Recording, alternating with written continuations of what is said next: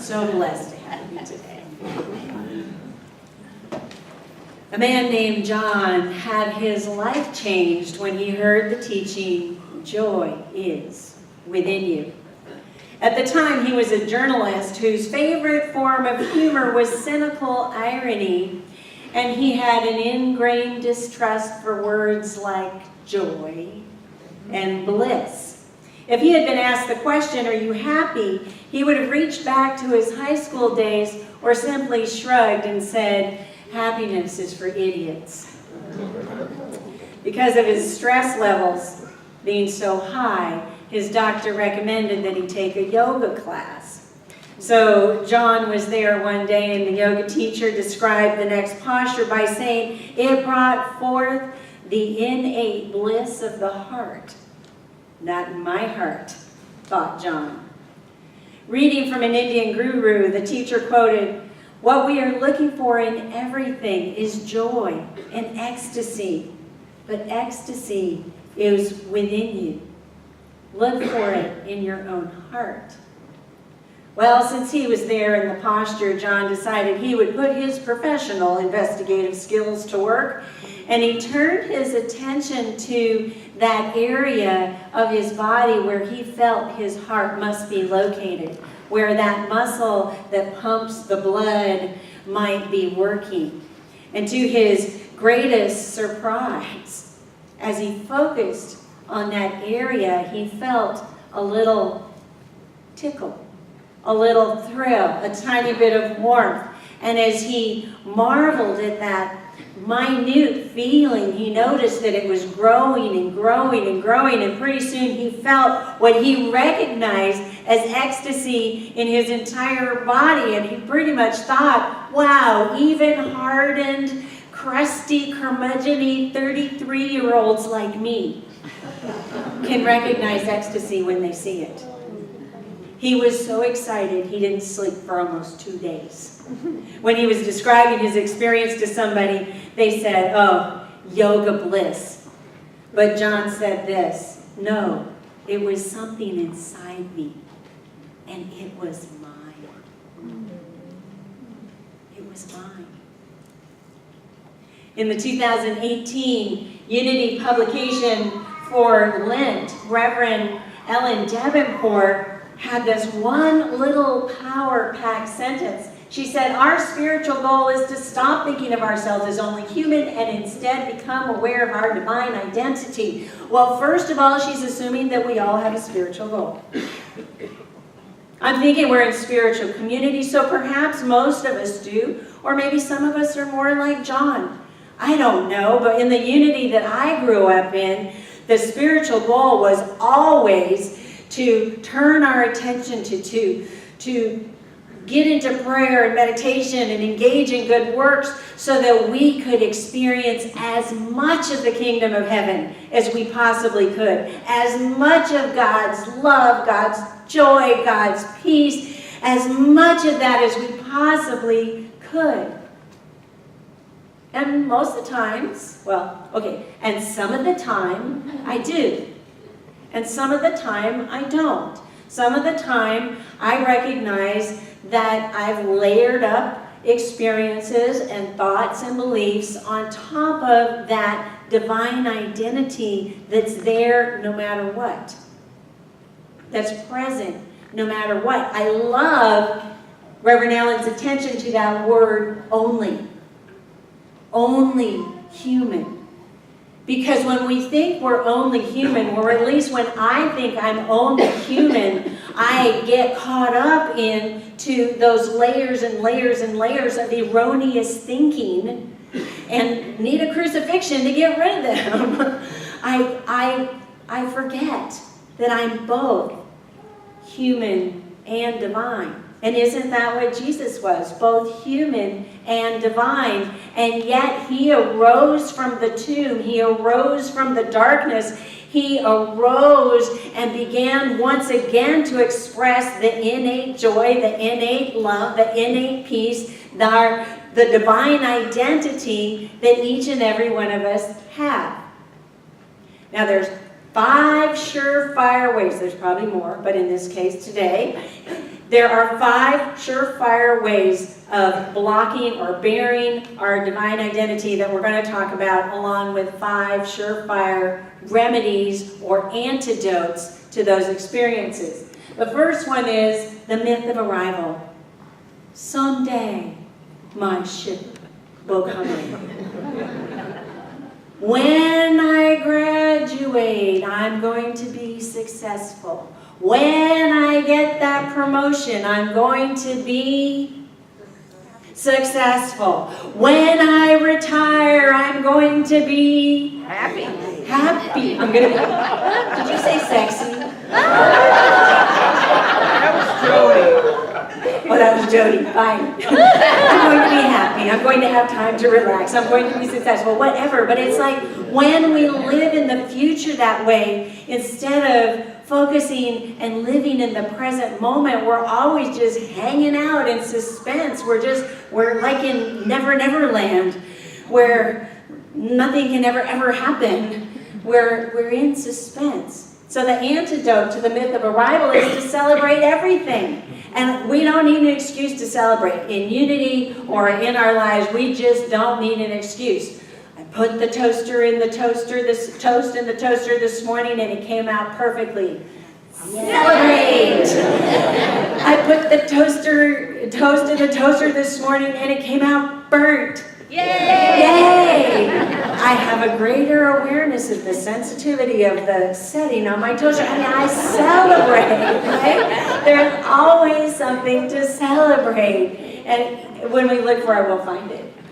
The second one is tunnel vision. And really what this is saying is that when we become so focused on what we think we should have or a way we think we should be, we become myopic. And we become so myopic that we can't see all the other good that's going on around us. We just become focused, and anything that shows up, we discount its value if it doesn't look exactly like what we were talking about or wanting. The sad joke with the law of attraction is, yeah, I manifested that sports car, but it was blue. And I wanted red. You know, it's like we still can't be happy because we got that tunnel vision. Another thing tunnel vision does for us is it teaches us to say, that's not it. And if we say, that's not it, that's not it, that's not it, that's not it, often enough, we're going to be in the habit of saying, that's not it. I read a story about a man who was desperately seeking an answer to his very important question. And he went from kingdom to kingdom to kingdom to get the answer to this very important question. And finally he came to a kingdom, and the wise man said, oh, the answer to your question is going to be on the back of a pebble. And the pebble is down by the lake. So excitedly the man rushes down to the lake, and he's dismayed because the shore is filled with pebbles. But he figures, I've looked this long for the answer. I have time. So he went every day down by the side of the lake, and he'd pick up a pebble, he'd turn it over, he'd look at it, and he'd say, not it, and he'd toss it into the water. One afternoon, after doing this day after day after day after day, he picked up a pebble, and he turned it over, and there was beautiful writing on the back, and he went, because he had become in the habit of saying, not it. Tunnel vision. The antidote is this. Be awestruck.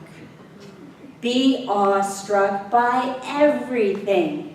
So let's practice being awestruck right now and allow our joy to rise. Think about azaleas. Oh. Wow, they are spectacular this year. Think about sunshine. Whoa! Okay. Now, think about basketball. Whoa. Wow, the women of Notre Dame beating UConn in overtime, and that was very wow. And Sister Jean. Wow. The 11th ranked team making it to the Final Four. I'm sorry they didn't win last night, but wow. They were there. Be awestruck about everything. Okay, the next one is wallowing in the mess. I want to be really clear. Spiritual people do get into messes. Okay, that's just the nature of the spiritualness that we are. I made a commitment years ago to live full out. And yes, I have created a few messes. I've made a few mistakes. But I'm living, I'm big, I'm out there, I'm having a great time. And the whole key is not to wallow in it. Not to wallow in whatever experience we've created or are experiencing. One of my son's classmates got into a toxic relationship. She loved this man. She adored him. And to her face, he said, I love you too. But behind her back, he was lying, he was manipulative, it was just, it was very messy. And finally, they broke up. And she wallowed for about 3 days. Just wallowed in that messiness and what she had made of her life and how horrible, how could a well-educated blah, blah, blah, blah, blah, wallow, wallow, wallow. So then she took her life savings, which at that point was about $4,000, and she went to Haiti to work in the tent villages there. Now, she wasn't the kind of person that you would go, oh, yes, of course, she went on a mission to Haiti because she wasn't a doctor, she wasn't an engineer, she wasn't going to be designing new irrigation systems for them. She was a counselor. She just went to be with people, to love them, and to hug them. And it changed her life. So the antidote to wallowing is to be generous. To be generous with your time, to be generous with your talent, to be generous with your treasure, to participate in that sacred service of giving, of changing the direction of the flow. When we engage in that kind of generosity, where we're peeling away the layers, we're peeling away the mess, and allowing our innate love, joy, and peace to bubble up from within. Number 4 is being pretentious. And you think, oh, who would be pretentious? People are pretentious all the time. And it covers up their divine identity. Nikki and I were in a leadership program where there was a young man, he was our age. He came into the program and he would introduce himself, hi, and he'd share his name, and then he'd tell you that he was a television star from when he was a little kid. So that's the way he introduced himself. His name, I was a child television star. Name, child television star. So he does it like 3 or 4 times, and I start to do the math, and I think, he hasn't been on television in over 40 years. I tried really hard to like him. And eventually I did. Eventually I did, because I got past that pretentiousness. But I was committed to get past the pretension that he was exuding. He could recite long, roomy poems, and he had the softest heart. But to this day, I have a hard time remembering his name. But I will never forget that he was a child television star. The antidote is to be vulnerable. It's to be vulnerable. It's to say, hi, my name is Mindy. And you may not know this about me, but I'm actually an introvert. And while I really like people, I somehow get very shy and tied up in knots because I don't know what to talk about. So why don't we begin with you telling me about you? It's a very open, authentic, that's who I am. See how it creates space for our divinity, for our divine identity to bubble up? Number 5, and it's the last one, is contracting. I don't want it to get confused with contracting, because that's a whole different story. But contracting, that inward direction that we go to because we're afraid. It's when we set our sights on something, but we say, we're not going to reach for the top because I might not make it and I don't want to fail, so I'm going to put my sights here. It's about sabotaging ourselves so that we don't have a string of perfect relationships, so that we don't have a string of perfect successes. We sabotage ourselves. Brene Brown calls it dress rehearsing. Dress rehearsing for tragedy. It's about foreboding joy. In her book, Daring Greatly, Brene Brown actually writes a great deal about foreboding joy. Foreboding joy. She says, and she tells all these stories. She told a story of a couple who was in a car accident, and the wife was killed, and the man and the woman had been married for 42 years. And what he talked about afterwards, the way he missed her, his regret came from not leaning into the smaller moments of joy that they had. She says, in our culture of scarcity, we are so busy chasing the extraordinary that we miss seeing the ordinary. And then she's also shared all these simple statements from the thousands of people that she's researched that have had horrific things happen in their lives. A child had died, or they experienced genocide, or they were in some kind of traumatic experience. This is what the people say: I miss hearing the screen door slam and knowing that my husband is home from work.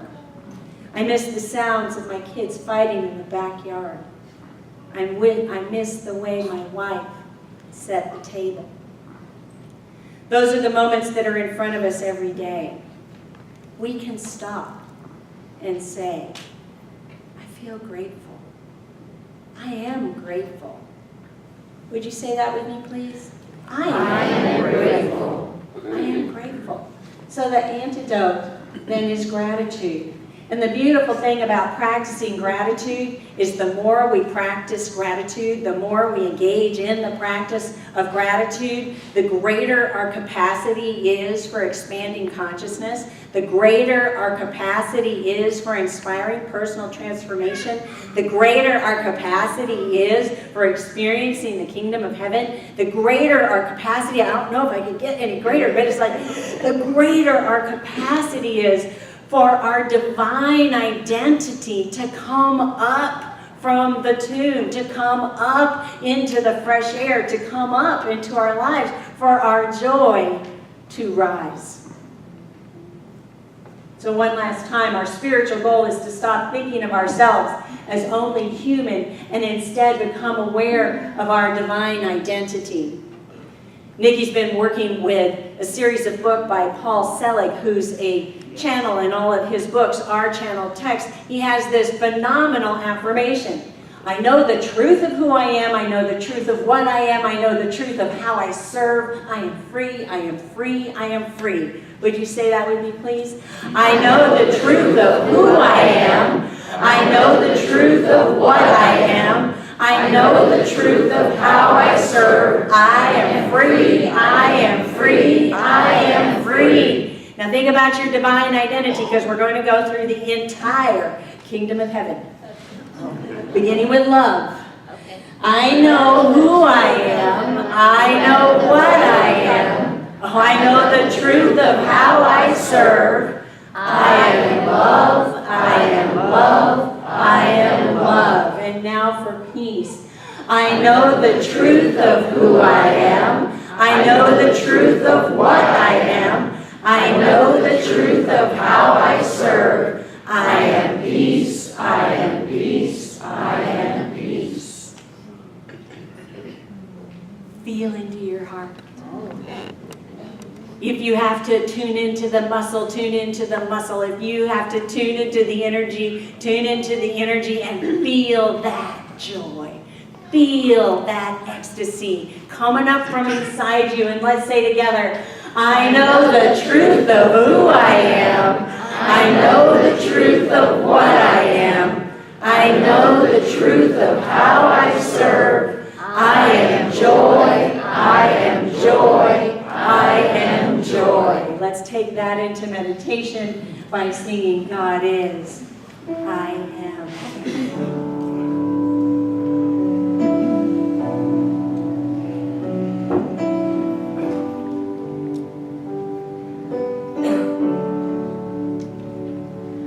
God is, I am.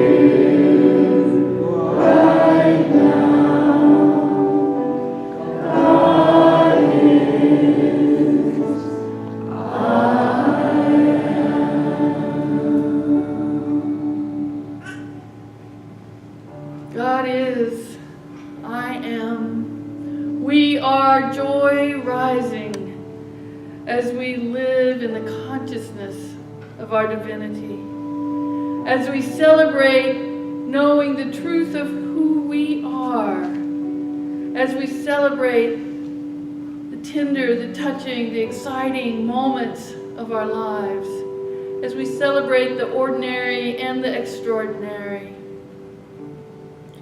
as we love generously, extravagantly, as we're willing to see our worth, as we're willing to share our gifts, as we're willing to be all that we were created to be, to live full out, to ride the waves, to experience all that is. So as we move into a time of silence, bring forth in your conscious awareness the gift that you are and the gifts that you experience and express as a unique, individualized expression of God. Those gifts that were they not here and present with us, there would be an emptiness and a hole, because only you can bring those gifts, for they are truly a part of who and what you are. Allow yourself to celebrate yourself, infused in joy, as we move into the sacred and holy silence.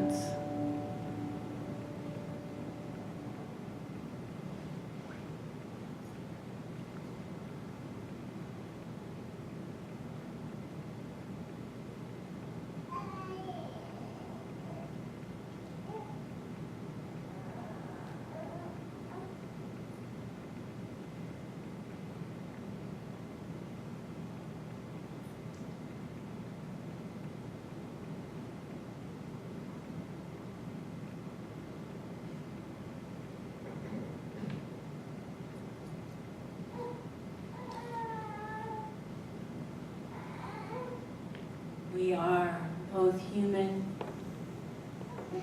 and divine. And what a beautiful blend we are. God is. I am right here, right now, right here, right now. God is. I am. We come back to this time and this place, speaking aloud the words of the Master Teacher, as translated from the Aramaic. Father, Mother, birther, and breath of all, create a space inside us and fill it with your presence. Let oneness now prevail. Your one desire that moves through ours as energy fills all forms. Give us this day our physical and spiritual nourishment. Untangle the knots of error that bind us as we release others. Don't let appearances make us forgetful of the source, but free us to act appropriately. From you, age to age, flow the glorious harmonies of life.